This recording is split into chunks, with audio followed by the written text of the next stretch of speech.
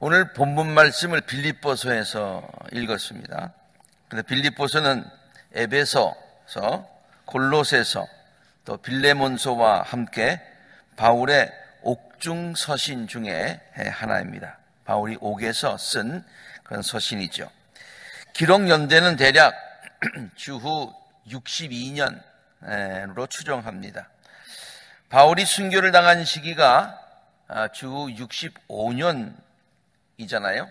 그러니까 65년에 바울이 순교를 당하는데 60이 넘어서 순교를 당하죠. 그때에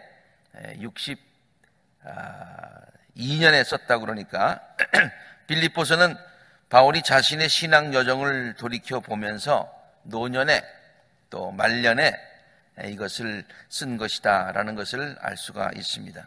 젊었을 때 쓴 것이 아니라 인생의 여정, 신앙의 여정을 다 마치근 이제 좀 나이가 지긋이 들은 그런 상태에서 이 편지를 썼다, 그런 얘기예요.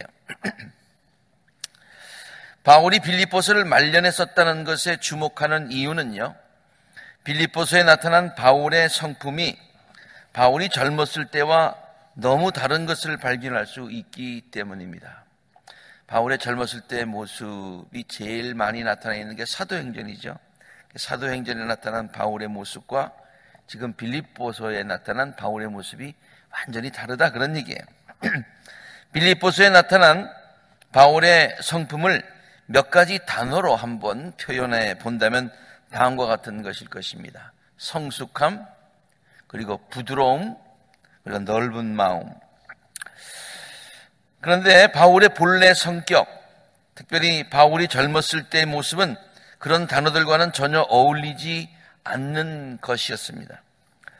바울의 젊었을 때의 성격은 다음과 같은 말들로, 한 단어로 표현할 수는 없고 말들로 표현할 수 있을 것입니다. 강직함, 원칙주의자, 그리고 타협을 할 줄 모르는 성격, 한번 옳지 않다고 생각하는 것들은 절대로 받아들이지 않는 편협한 마음, 그리고 자기가 옳다고 생각하는 자기의 잣대로 남을 비판하고 정죄하는 그와 같은 태도. 바울은 그 당시 최고의 율법 학자였지요. 가말리엘 선생에게서 이렇게 수제자였습니다. 그리고 율법을 잘 지키는 것이 하나님께 영광을 돌리는 유일한 길이라고 굳게 믿고 있었습니다. 자기가 율법을 전공해서가 아니라 율법을 지키는 것이 하나님께 영광을 돌리는 것이다. 그래서 율법보다 더 중요한 법이 있다라고 주장하는 사람들이 생긴 거예요. 이게 뭡니까? 예수 그리스도의 십자가의 복음을 통해서, 예수 그리스도의 십자가의 복음을 통해서 나타난 하나님의 은혜의 법, 율법의 법을 이렇게 압도하는, 오버라이드 한다, 그렇게 얘기하니까 아니, 율법보다 더 귀한 것이 있다고 주장해? 그건 아니지. 그리고 그래서 그들을 처형하는 것이 하나님의 뜻이라고 굳게 믿었던 사람이었습니다. 자기가 옳다고 생각하는 잣대로 남을 비판하고 정죄하고 핍박까지 했던 사람이에요. 바울은 자신의 과거에 그러한 태도를 가지고 살았다는 것을 다음과 같이 사도행전에서 얘기하고 있습니다. 나는 유대 사람입니다. 나는 길리기아의 다소에서 태어나서, 유명한 교육도시죠. 이 도시 예루살렘에서 자랐고 가말리엘 선생의 문화에서 우리 조상의 율법의 엄격한 방식을 따라 교육을 받았습니다. 그래서 나는 오늘날 여러분 모두가 그러하신 것과 같이 하나님께 열성적인 사람이었습니다. 참, 뭘 하나 하려고 그러면 보통 바울의 열심을 따라갈 자가 없었어요. 네. 나는 이 도를 따르는 사람들을 박해하여 죽이기까지 하였고, 남자든 여자든 가리지 않고 묶어서 감옥에 막 넣었어요. 내 말이 사실임을 대제사장과 모든 장로가 증언할 것입니다.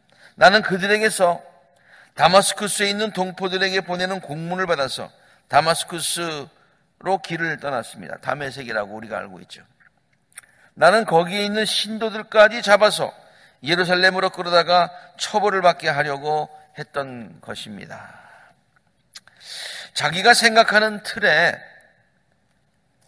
사로잡혀 있는 그런 사람들의 모습을 재미난 그림으로 표현한 것이 있어서 소개를 합니다. 네. 이쪽에서 보면 곰이에요. 저 사람이 보면은 문이에요. 네. 근데 바울은 지금 이쪽에서 이게 곰이라고 생각을 하는 겁니다. 그래서 문이라고 생각하는 크리스찬들을 틀렸다고 생각하고 저들을 정죄하고 핍박하는 것이죠. 물론 자신의 옳다고 생각하는 것에 대한 확신을 갖는 것, 원칙을 굳게 붙들고 살아가는 강직함, 또 불의와 타협할 줄 모르는 삶의 태도가 다 나쁘다, 그런 얘기는 전혀 아닙니다. 참되고 신실한 성도라면 그러한 신앙의 자세를 갖고 사는 것이 사실 필요합니다. 그런데 이러한 태도만을 갖고 살 때 범하기 쉬운 잘못이 있다고 하는 것이죠. 그것이 바로 마음의 여유를 잃기 쉽다고 하는 것입니다. 너그러운 마음을 잃기 쉽다고 하는 거예요. 너무 마음을 졸이면서 산다고 하는 거예요. 남을 나의 잣대로 평가하고 정죄하기 쉽다는 얘기입니다. 그래서 결국 내 마음의 평정과 평화를 잃게 된다는 거예요. 남들이 평화하지 못하고 해서 그것을 정죄하고 평화를 해야 된다라고 막 외치다 보니까 자기가 평화를 잃어버렸어요. 바울의 이러한 편협한 성격을 볼 수 있는 하나의 예가 있지요. 그것이 바로 바나바와의 관계에서 생겼던 일입니다.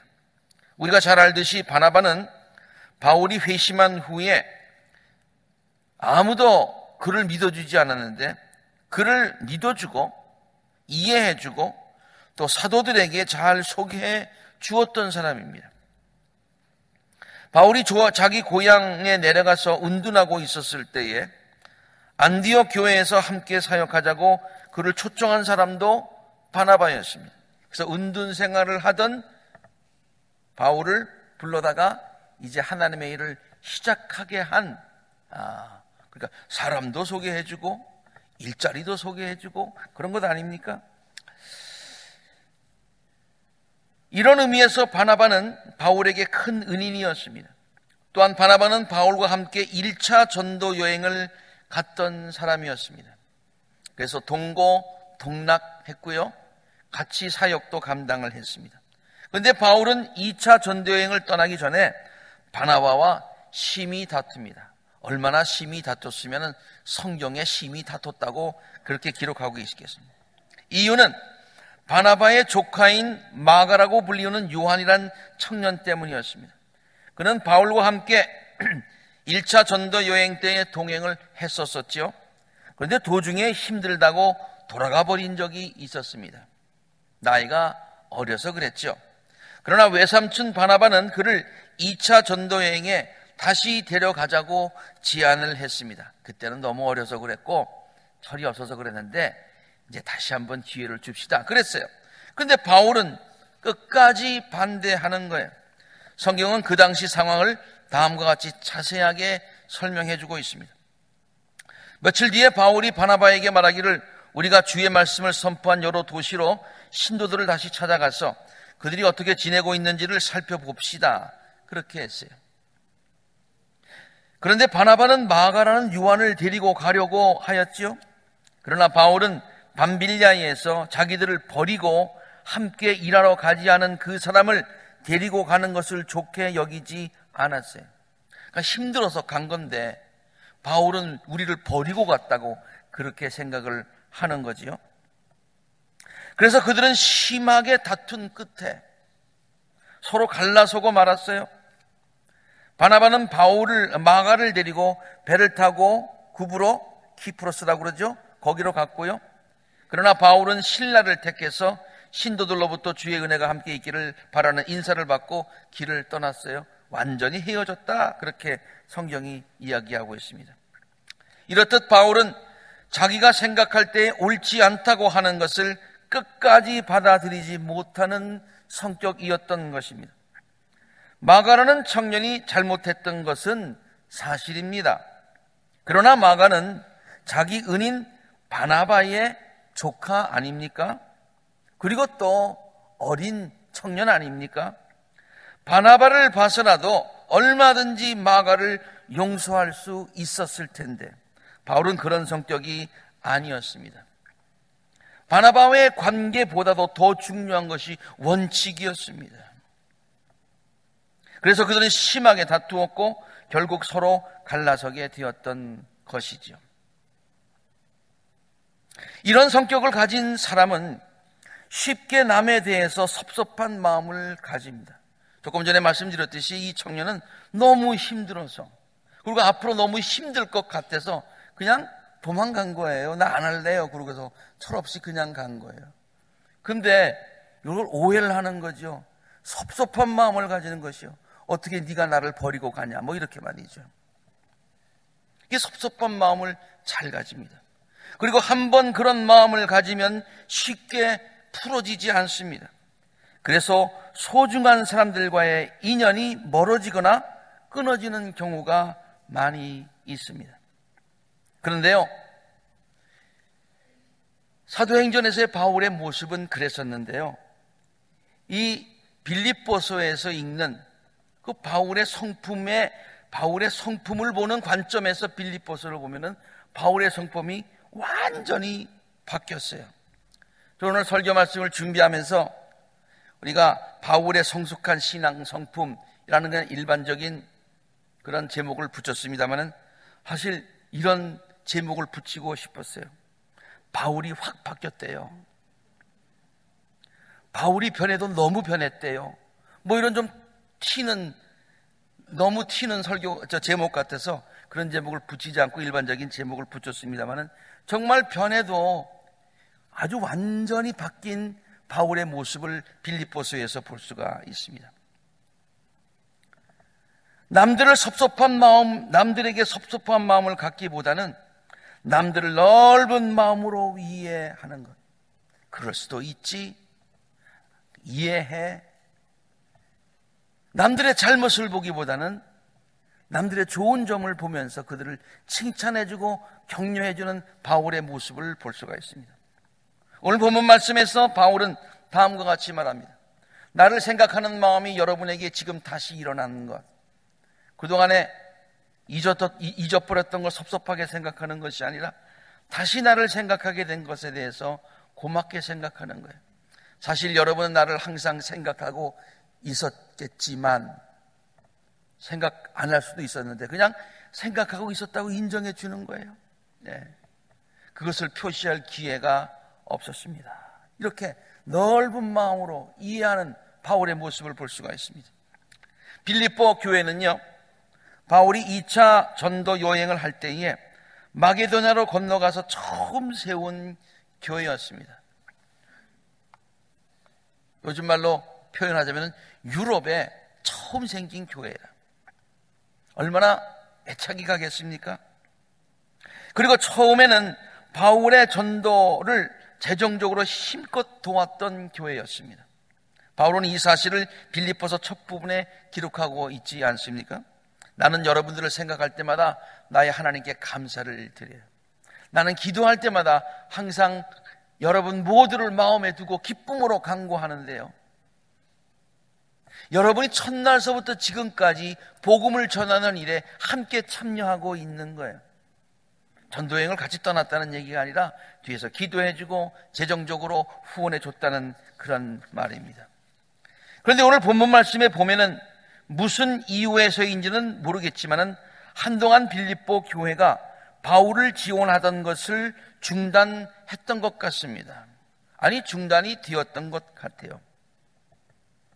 아까 있는 말씀 가운데 나를 생각하는 마음이 여러분에게 다시 일어났다라는 말을 봐서 한동안 중단되었다는 것을 쉽게 짐작할 수 있지 않겠습니까?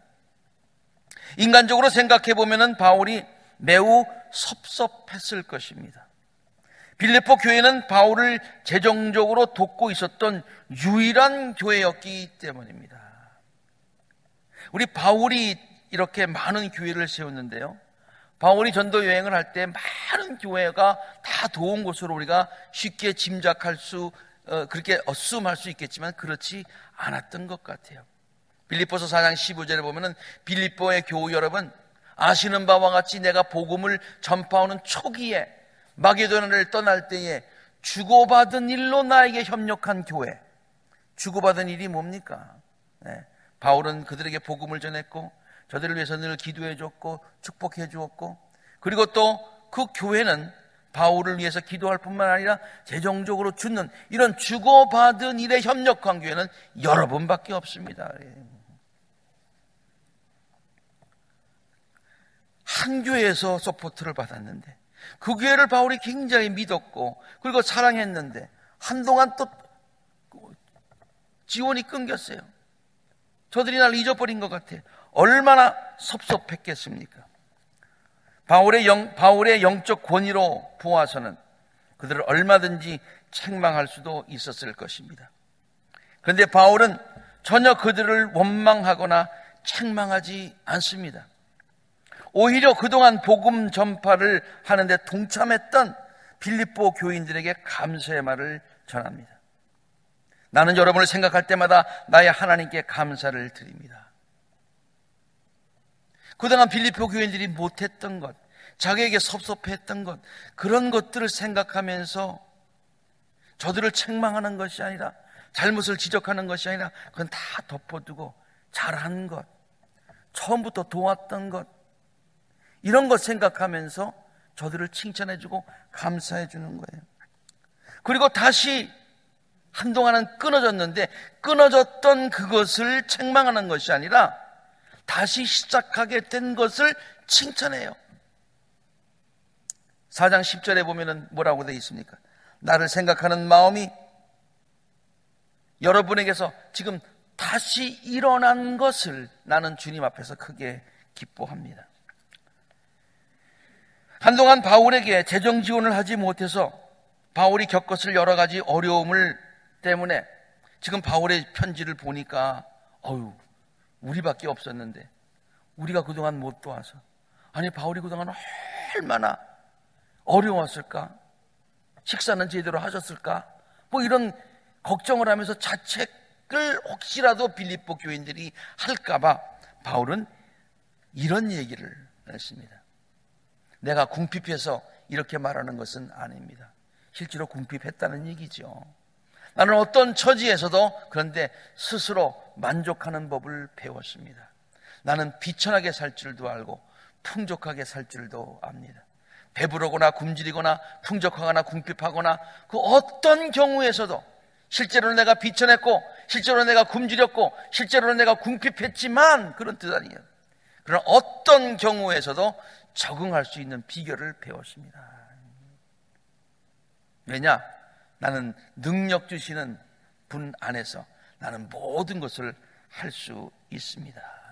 이 말은요, 참 우리가 좋아하는 말인데요, 사실은 그동안에 지원을 끊어서 빌립보 교인들이 바울에 대해서 미안한 마음, 자책하는 마음을 가질까봐 저들을 헤아리는 마음으로 쓰여졌던 성경 구절이에요. 모든 것을 감싸고 이해하려는 바울의 넓은 마음은요, 빌립보 교회를 향한 바울의 신앙적인 권면을 통해서도 잘 알 수가 있습니다.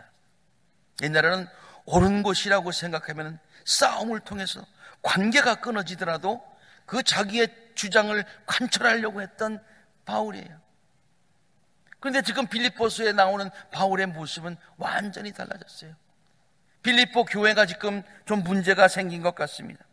그것은 그 교회 두 여자 일꾼들이 있었는데, 유오디아와 순도계라는 두 여자 일꾼들이 있었는데 서로를 이해하지 못하고 갈등 관계에 있었던 것 같습니다. 빌립보 교회는 세워질 때부터 여성의 역할이 컸었죠. 루디아를 중심으로 교회가 세워졌기 때문이죠. 그래서 이 아주 여성들의 그런 영향력이, 파워가 좀 세웠던 것 같아요. 그래서 이 두 사람이, 두 리더가 싸우는 것이 교회의 분쟁과 교회의 갈등으로 번지게 되었던 것이지요. 그들을 향해서 바울은 이렇게 권면합니다. 나는 유오디아에게 권면하고 순두교에게도 권면합니다. 주님 안에서 같은 마음을 품으세요. 이 여인들은 글레멘드와 그 밖에 나의 동력자들과 함께 복음을 전하려고 나와 함께 힘쓴 사람들입니다. 그들의 이름이 생명책에 기록이 되어 있습니다. 이게 무슨 뜻입니까? 하나님께서 이 두 여인들의 이름을 이미 생명책에 기록해 놓으셨다는 거예요. 그러니 누가 틀리고 누가 맞고 이게 아니에요. 하나님은 너도 옳고 너도 옳고, 하나님은 너도 인정하고 이 사람도 다 인정했다는 거예요. 그동안 복음을 전한 일에 동참한 귀한 일꾼이라는 거, 나 바울도 다 인정한다는 거예요. 유오디아만 더 열심히 했고 순두개는 덜 열심히 했고 그런 게 아니라 두 분 다 나의 사역에 처음부터 지금까지 열심히 동참했다는 거예요. 그러니까 하나님도 인정하고 나도 인정하고 둘 다 옳은데 너희들이 서로 옳다고 싸울 일이 뭐가 있냐, 그런 얘기예요. 싸울 일이 뭐가 있냐. 넓은 마음을 가지고 서로 용납해야지.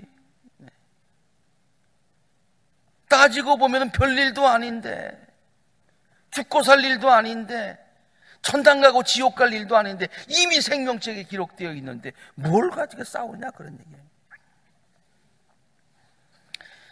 삶을 바라보며 살아가는 바울의 태도에도 많은 여유로움이 생겼던 것을 발견할 수가 있습니다. 그런 관점에서 빌립보서를 보면은 바울의 여유로운 마음들을 이곳저곳에서 발견할 수 있어요. 사도행전을 바라보면요, 숨이 차요. 근데 빌립보서를 읽다 보면은 숨이 이렇게 마음이 편안해지는 것을 느낄 수가 있어요.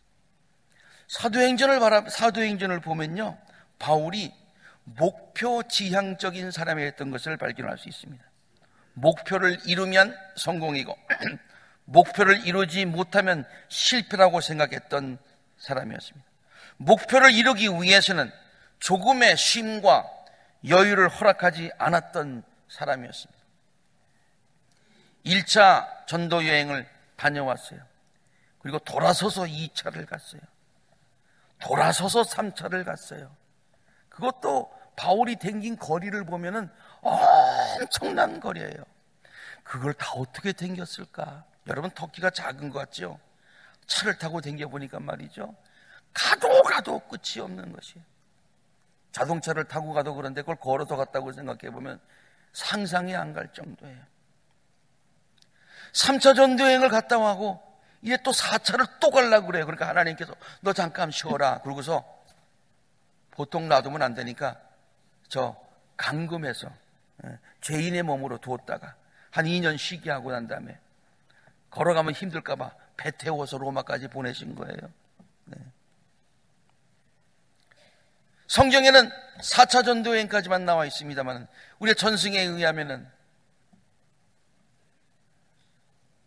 사도 바울은 로마에 있을 때 잠시 풀려난 적이 있었어요. 한 2년 풀려나오는데 그때도 쉬지 않고 계획했던 대로 스페인으로 가서 그 다음에 다시 이렇게 해가지고 디도섬을 들려가지고, 하여튼 바울의 5차 전도 여행에 대해서 이야기하는 분들이 많이 있습니다.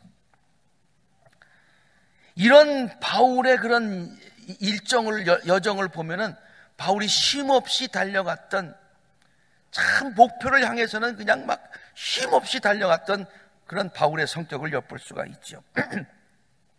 근데 노년이 된 바울에게 마음의 여유가 좀 생긴 것 같습니다. 빌립보서를 읽어보면 조금 아까도 말씀드렸듯이 마음 가운데 편안함을 느껴요. 자기가 다 이루지 못하면 나머지는 하나님께서 이루어 주실 것이라는 성숙한 믿음을 소유하게 되었습니다. 그때는 내가 죽기 전에 모든 것을 다 이루어서 하나님께 온전한 영광을 돌려야지. 그럼 마음은 좋은데 얼마나 힘들었겠어요. 근데 내가 최선을 다하지만, 달려갈 길을 가지만은, 그러나 내가 못 이루면 하나님께서 나머지 다 이루시고 하나님이 결국 영광을 받으실 텐데, 뭐 이런 마음의 여유가 생겼다는 거예요. 빌립보서 3장 12절 14절 저는 이렇게 그것을 읽었습니다. 이해했습니다. 내가 이미 그것을 얻은 것도 아니고 이미 목표점에 이른 것도 아닙니다. 그래서 나는 지금 막 그냥 속이 상합니다. 그런 뜻으로 쓰지 않았어요. 가로에 있는 것은 제가 그냥 좀 삽입한 거예요. 그런 분위기로 좀 썼어요. 그래도 나는 괜찮습니다. 못 이뤘으면 어떻습니까? 지금 목표에 못 다다랐으면 어떻습니까? 그래서 예수께서 나를 사로잡으셨으므로 나는 그것을 붙들려고 지금도 계속 쫓아가고 있어요. 그러나 서둘리지 않습니다. 형제자매 여러분, 나는 아직 그것을 붙들었다고 생각하지 않습니다. 그래도 I'm okay. 옛날 같으면 좀 못 참았어요. 내가 하는 일은 단 한 가지입니다. 그 뒤에 있는 것을 다 잊어버리고 잘못했던 것, 아쉬운 것, 섭섭한 것 다 잊어버리고 앞에 있는 것을 바라보고 그리스도 예수 안에서 하나님께로부터 위로부터 부르신 그 부르심의 상을 받으려고 목표를 향해서 지금도 계속 그냥 한 걸음 한 걸음 또 sometimes 달려가기도 하면서 지금 가고 있다는 거예요. 가고 있다는 거예요. 정말로 많이 변한 바울의 모습을 볼 수 있지 않습니까? 나쁘게 변한 것이 아니에요. 성숙한 모습으로 변했다. 타협할 줄 몰랐던 강직함이 세상과 타협하는 것으로 변했다. 변질됐다. 이게 아니라니까요. 율법만, 원칙만이 최고다라고 생각했던 바울에게 그것을 뛰어넘는 하나님의 은혜와 사랑의 법이 있다라는 것을 깨달은 성숙함으로 변했다는 얘기죠. 바울이 이렇게 변한 이유가 무엇일까요?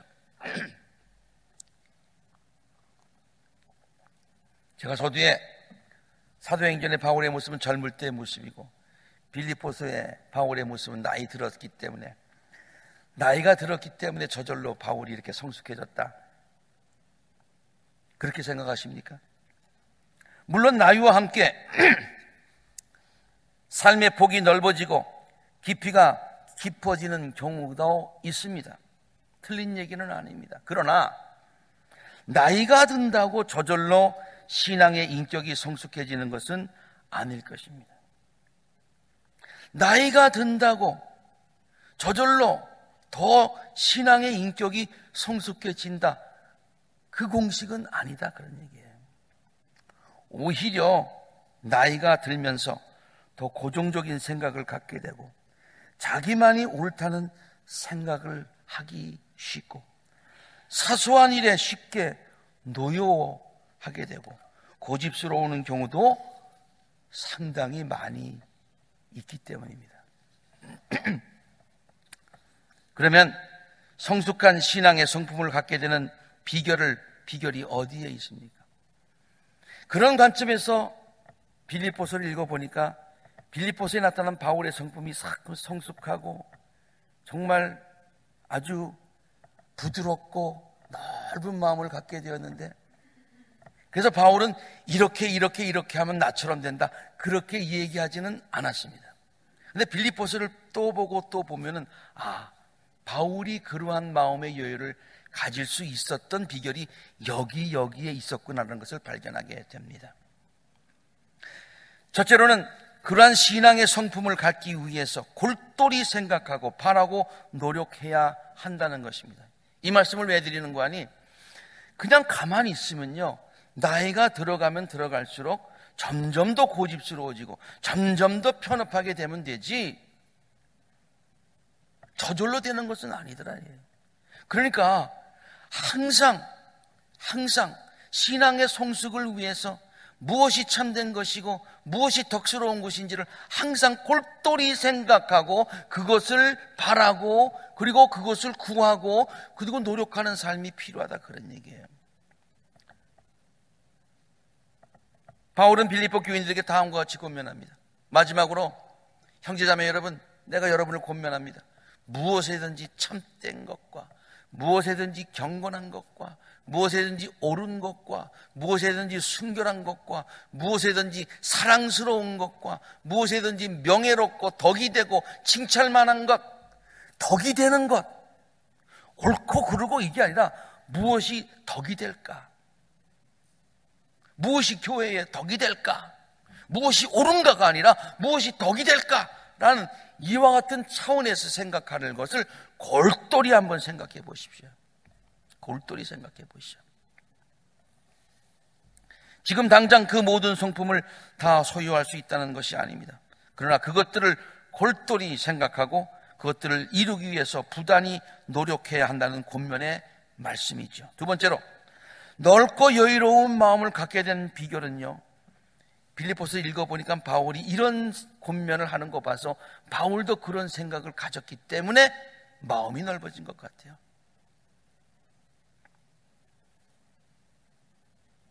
빌립보서 4장 5절에 이런 말씀이 있어요. 여러분의 관용을 모든 사람들에게 알리십시오. 넓은 마음, 넓게 품는 마음, 모든 것을 이해하는 마음을 가지십시오. 그런데 그것이 그냥 되는 것이 아니라 무슨 생각을 할 때 생기냐면 주께서 가까이 오셨다는 그와 같은 인식이 있을 때, 깨달음이 있을 때 그런 마음을 갖게 됩니다. 그런 말씀 아니겠습니까? 어려운 말로 얘기하면 종말론적인 신앙을 가지십시오. 뭐 그런 얘기고요. 좀 쉬운 말로 하자면 우리가 다 나중에 하나님 앞에 서게 될 것 아닙니까? 하나님 앞에 서게 될 때에 우리가 그동안에 생각했던 중요하다고 생각하는 것이 하나도 중요하지 않다고 느껴질 때가 있을 것입니다. 하나님 앞에 선다고 생각하면 용서 못할 사람이 하나도 없을 것입니다. 하나님 앞에 선다고 생각하면 이해하지 못하고 사랑하지 못할 사람이 아무도 없을 것입니다. 하나님 앞에 선다고 생각하면 이것이 잘 되고 못 되고 그게 뭐가 그렇게 중요합니까? 그런 얘기예요. 그런 얘기예요.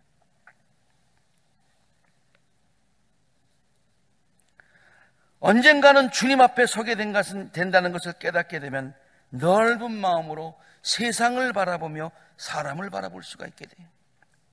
영원의 관점에서 현재를 바라보는 삶의 여유를 갖게 될 것이다. 그런 얘기죠.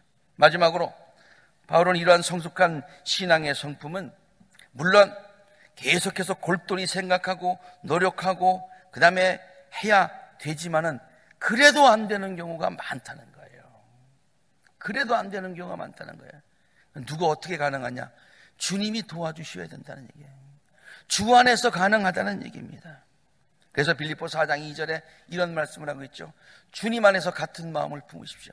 조금 아까 빌립보 교회 두 여인이 지금 누가 옳다 서로 싸우고 있어요. 근데 바울이 권면했어요. 한 마음을 가지십시오. 서로 이해하십시오. 그럼 왜 안 돼? 안 되십니까? 그러면요, 주님 안에서 하나 되십시오 라고 하는 권면이에요. 빌립보서 4장 13절, 나에게 능력 주시는 분 안에서 나는 모든 것을 할 수 있습니다. 참 어려운 얘기입니다. 이러한 성숙한 성품을 갖는 것 어려운 일입니다. 우리가 노력해도 잘 안 될 수도 있습니다. 그러나 주님께서 같이 하시면, 주님께서 능력 주시면 그러한 마음의 여유를 가지고 살아가게 될 줄로 믿습니다. 바울이 가르쳐주는 이러한 성경적 비결을 우리 함께 이 시간 곰곰이 생각하고 깊이 묵상하고 앞으로 열심히 실천하여서 성숙한 신앙의 성품을 다 소유할 수 있게 되기를 바랍니다. 그래서 풍요로운 마음으로 풍요로움을 삶을 살아가실 수 있는 우리 아굴라자단의 모든 성도님들이 되시기를, 우리들에게 풍요한 마음을 허락하여 주시는, 능력 주시는 예수 그리스도 이름으로 간절히 축원합니다. 기도하시겠습니다.